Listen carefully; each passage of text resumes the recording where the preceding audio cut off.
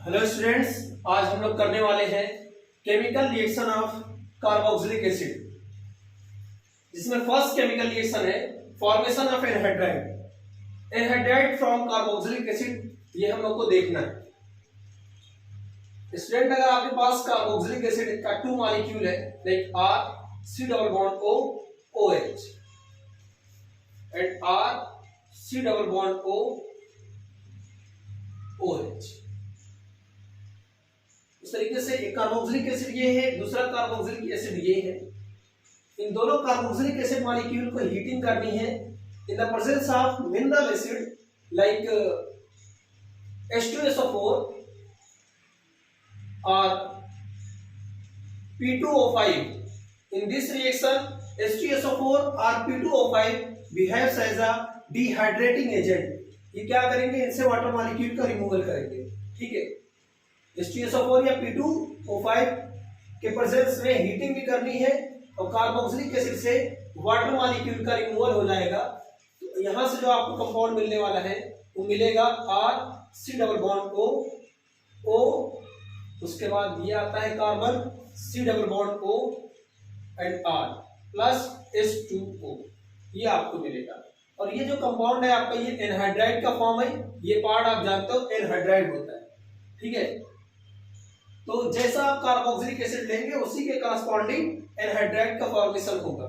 जैसे यहाँ पे हम लोग ले रहे हैं ethanoic acid like CH3 C double bond O OH। Ethanoic acid के 2 मॉलिक्यूल ले रहे हैं, CH3 C double bond O and OH। Ethanoic acid के 2 मॉलिक्यूल हमने ले लिए, एथेनोइक एसिड, इसके 2 मॉलिक्यूल हमने ले लिए। अब यहाँ पे आप सेम टाइप का रिएजेंट यूज कर रहे हैं, डिहाइड्रेटिंग एजेंट, कंसंट्रेटेड H2SO4 या P2O5, और इसकी हीटिंग भी करा रहे हैं। तो इसमें से क्या होने वाला है स्टूडेंट, वाटर मॉलिक्यूल का रिमूवल होने वाला है, H2O का रिमूवल होगा।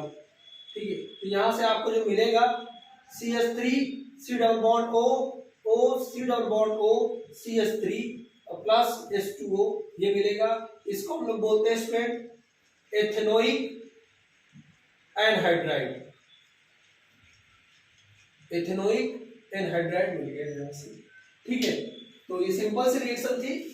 2 molecule of carboxylic acid are heating in the presence of mineral acid like H2SO4 or P2O5 give a corresponding anhydride. Water molecule का रिमूवल करा करके इस कार्बन के साथ इस ऑक्सीजन को लिंक कर दीजिएगा। ठीक है, ये देखो कार्बन के साथ ये वाला ऑक्सीजन जो बचा हुआ है वो लिंक है, जिससे आपको एनहाइड्राइड का फॉर्मेशन देखने को मिलेगा। नेक्स्ट इसमें हम लोग केमिकल रिएक्शन देखते हैं।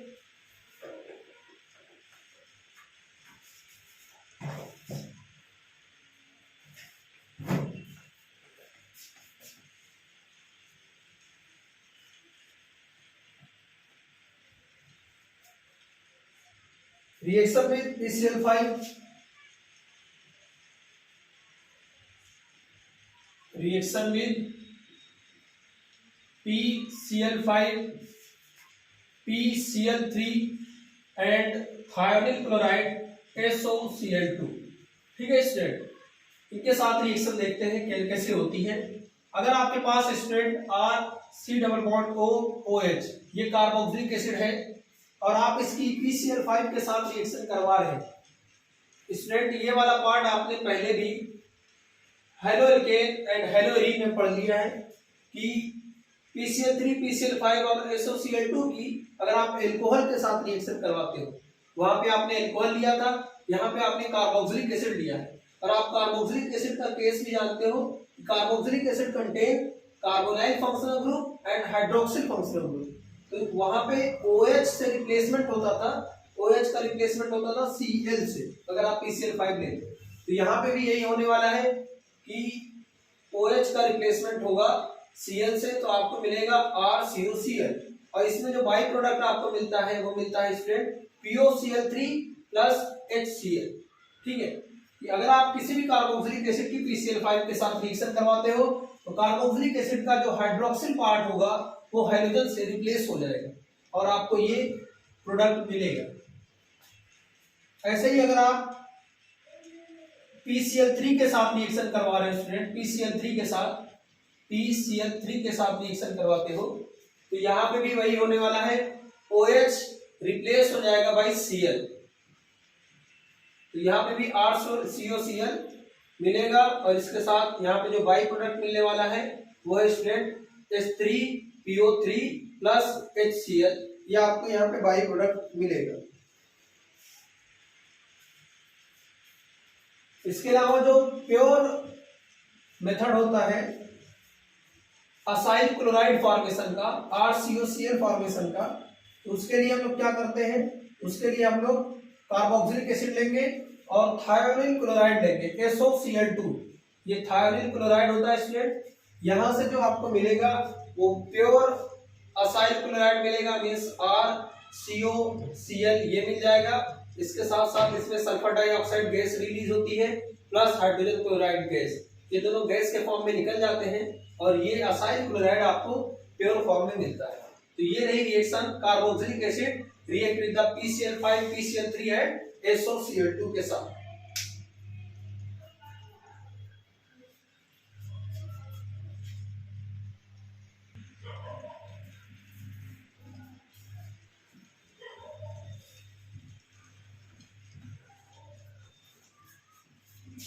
नेक्स्ट रिएक्शन इसमें है student reaction with ammonia, reaction with ammonia.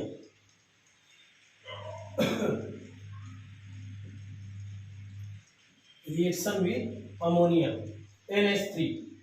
NH3 के साथ अगर आप कार्बोक्सिलिक एसिड की रिएक्शन करवाते हैं तो क्या मिलेगा। अगर आप student carboxylic acid like ethanoic acid आपने लिया, एथेनोइक एसिड, इसकी अगर आपने अमोनिया के साथ रिएक्शन करवाया तो यहां से ये एक रिवर्सिबल रिएक्शन है जो कि सॉल्ट ऑफ अमोनियम देगा।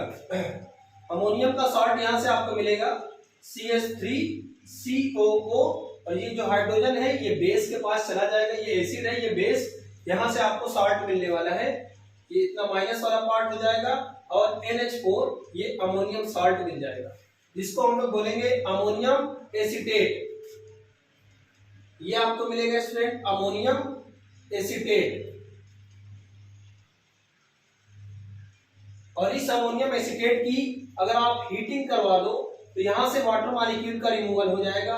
वाटर मॉलिक्यूल कैसे रिमूव होगा, NH4 का 2 हाइड्रोजन और ये एक ऑक्सीजन, H2O निकल चुका है और आपको मिलेगा amide CH3C double bond O, ये बचा हुआ है कार्बन ऑक्सीजन, और यहां से आपको मिल गया है NH2, ये CONH2 का पार्ट है, अमाइड मिला है, इसको हम लोग बोलते हैं एसिटामाइड, एसिटामाइड बोलते हैं। तो यहां से आपने देखा कार्बोक्सिलिक एसिड को से अमोनिया की रिएक्शन करवा करके अमोनियम सॉल्ट बनाया गया, देन अमोनियम सॉल्ट की आपने हीटिंग कराया तो वहां से आपको अमाइड मिल जाएगा। और भी एग्जांपल आप देख सकते हैं, अगर आपके पास कार्बोक्सिलिक फंक्शनल ग्रुप है तो जैसे ये है स्टूडेंट बेंजीन और इसके साथ है ओइक एसिड लगा हुआ, बेंजोइक एसिड है ये है स्टूडेंट बेंजोइक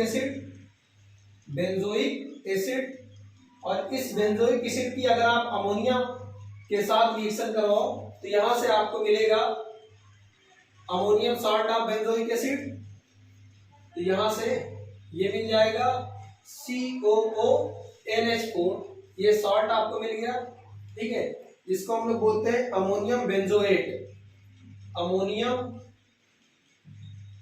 उसके बाद ये बेंजीन है और ये O8 का पार्ट है, अमोनियम बेंजोएट।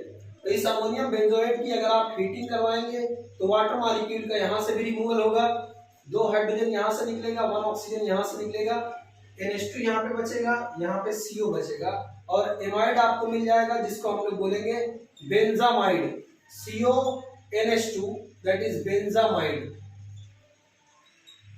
बेंजामाइड, ये हो गया स्टूडेंट। और भी आप एग्जांपल इसमें देख सकते हैं, जैसे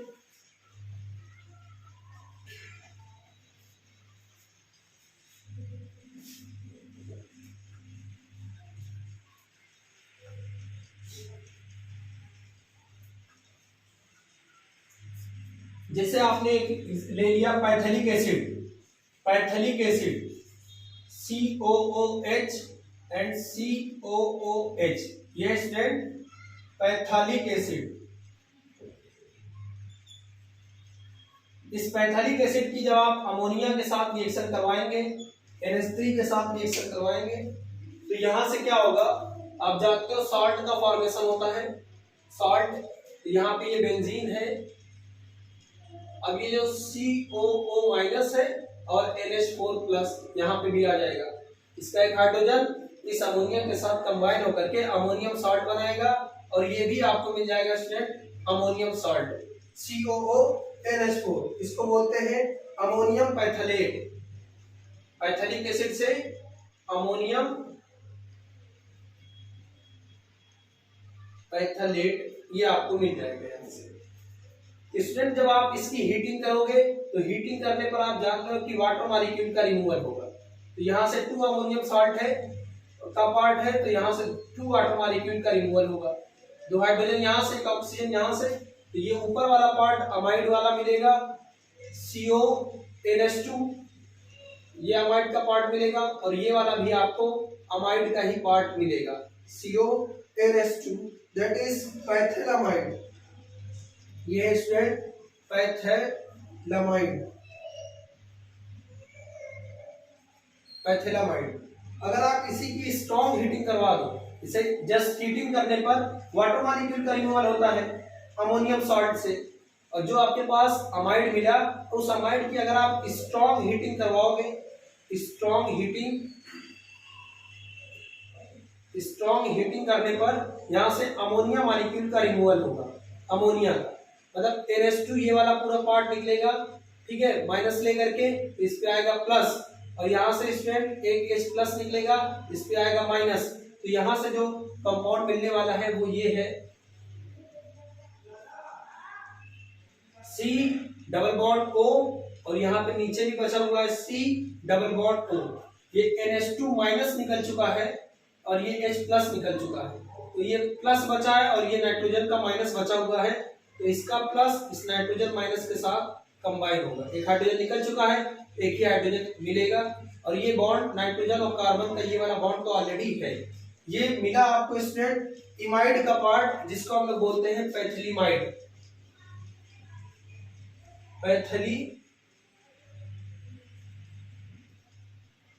पैथिलीमाइड, ठीक है। तो ये देख लो किस तरीके से रिएक्शन होगी।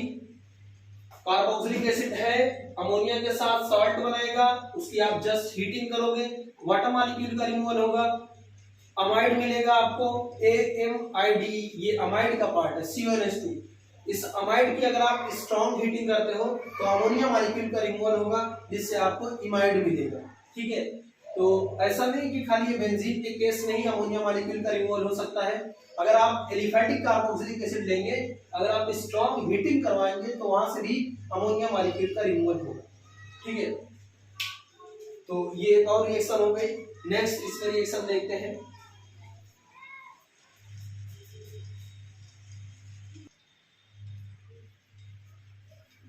नेक्स्ट रिएक्शन है स्टूडेंट रिडक्शन रिएक्शन, जिसमें आप देखेंगे carboxylic acid reduce to primary alcohol 1 degree alcohol in the presence of reagent strong reducing agent lithium aluminum hydride or diborane B2H6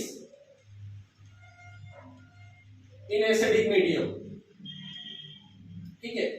तो यहाँ पे आप देख रहे हैं कि कार्बोक्सिलिक एसिड प्राइमरी अल्कोहल में कब रिड्यूस होगा, जब आप यहाँ पे कोई strong reducing agent lithium aluminium hydride या डाइबोरेन यूज करेंगे इन एसिडिक मीडियम। स्टूडेंट यहाँ पे अगर आप सोडियम बोरोहाइड्राइड यूज करोगे तो सोडियम बोरोहाइड्राइड कार्बोक्सिलिक एसिड को प्राइमरी अल्कोहल में रिड्यूस नहीं कर पाएगा, इसके लिए आपको कोई स्ट्रॉन्ग रिड्यूसिंग एजेंट ही लेना पड़ेगा, जैसे कि यहाँ पे लिखा गया है लिथियम एल्युमिनियम हाइड्राइड या डाइबोरेन B2H6।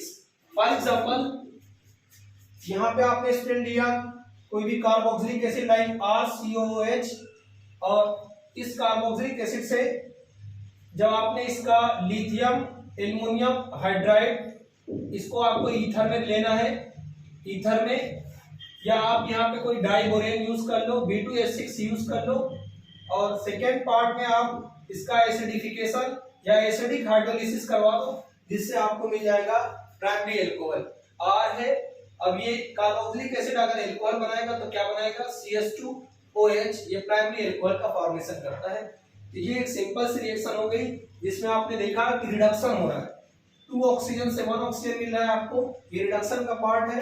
कोई और एग्जांपल आप इसमें लेकर के देख सकते हैं, लाइक अगर आपके पास स्टूडेंट एथेनोइक एसिड है और आप इस एथेनोइक एसिड में यही आप रिएजेंट यूज कर रहे हैं, ठीक है, तो आपको यहां से मिल जाएगा ethanol CH3CH2OH। Number of carbon reactant में जितने भी होंगे प्रोडक्ट में उतने ही कार्बन मिलेंगे आपको, ठीक है। तो ये रहा स्टूडेंट रिडक्शन का पार्ट, जिसमें आपने देखा carboxylic acid are reduced to primary alcohol 1 degree alcohol in the presence of strong reducing agent lithium aluminum hydride B2H6। Next reaction है इसमें decarboxylation reaction. Decarboxylation reaction, decarboxylation means होता है student removal of carbon dioxide, removal of carbon dioxide का part. जैसे student यहाँ पे आपने लिया sodium salt of carboxylic acid, sodium salt of carboxylic acid और COONA। अगर आपके पास कार्बोक्सिलिक एसिड है आप उसकी अल्कली मेटल के साथ रिएक्शन करवा दो, जैसे अगर आपके पास RCOOH है उसकी आपने सोडियम मेटल के साथ रिएक्शन करवाई, तो ये तो आपने रिएक्शन प्रीवियस क्लास में पढ़ी है। एसिड प्लस मेटल, मेटल क्या करेगा, हाइड्रोजन को डिस्प्लेस करेगा, तो यहां से आपको RCONA प्लस हाइड्रोजन गैस मिल जाएगी, ठीक है। तो ये रिएक्शन करवा करके आपको मिल गया है यहाँ पे sodium salt of carboxylic acid. When sodium salt of carboxylic acid in the presence of soda lime, in the presence of soda lime, what is soda lime? Soda lime is the mixture of sodium hydroxide plus calcium oxide in the ratio 3:1, ठीक है, ये होता है soda lime. तो soda lime के presence में step होगा क्या, Na मींस Na2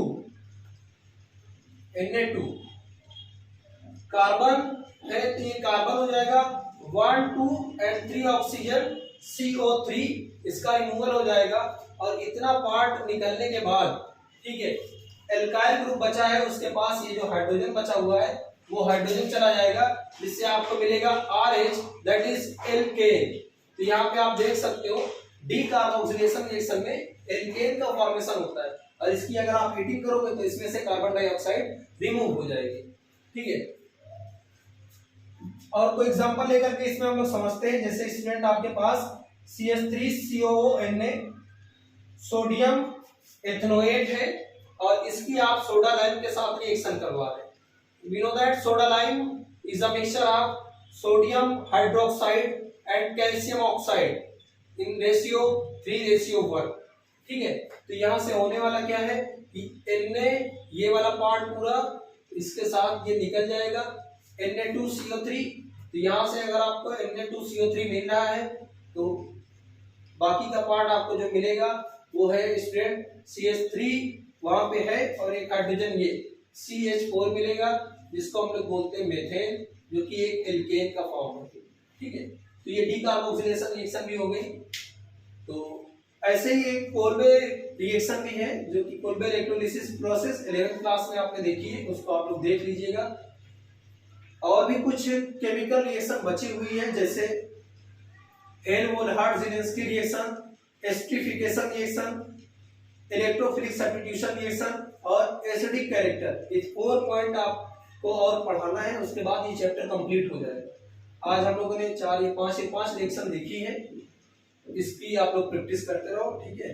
तो इंशाल्लाह नेक्स्ट वीडियो लेक्चर में ये चैप्टर आपका कंप्लीट हो जाएगा, उसके बाद नया चैप्टर स्टार्ट करेंगे। आज के लिए बस इतना ही। Thank you very much.